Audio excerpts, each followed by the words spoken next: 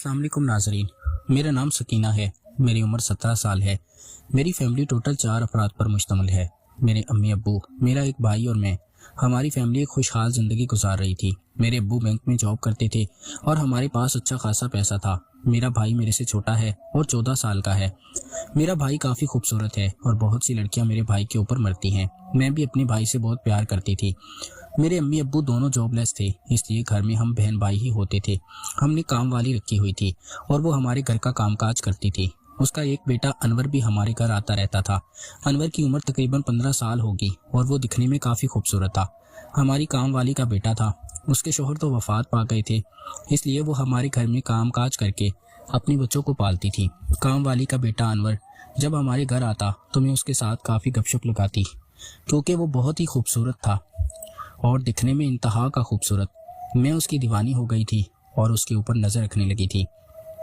मेरा दिल था कि अनवर कभी मेरे पास आए और मैं उससे अपनी ख्वाहिश को पूरा करूं, क्योंकि मैं 17 साल की हो चुकी थी और कॉलेज में पढ़ती थी।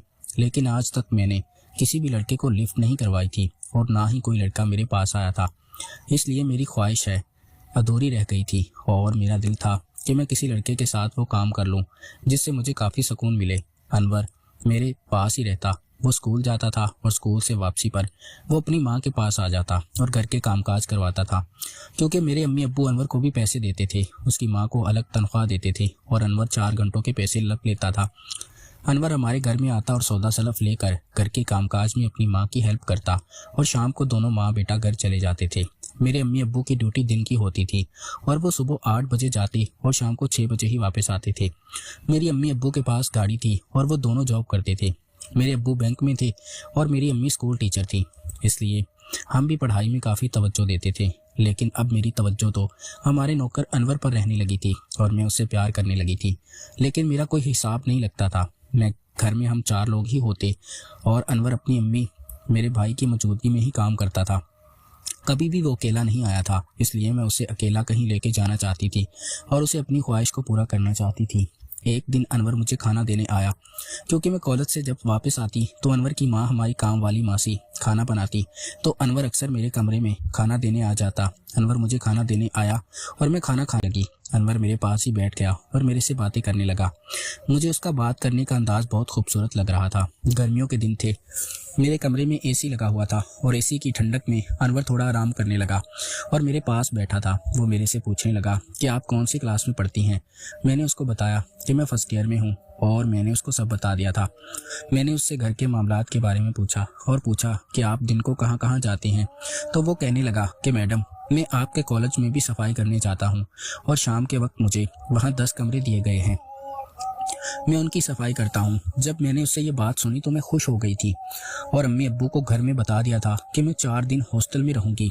मेरे कॉलेज के साथ ही हॉस्टल था और मेरा घर काफ़ी दूर पड़ता था, इसलिए मेरी पढ़ाई में भी खलल पैदा होती थी।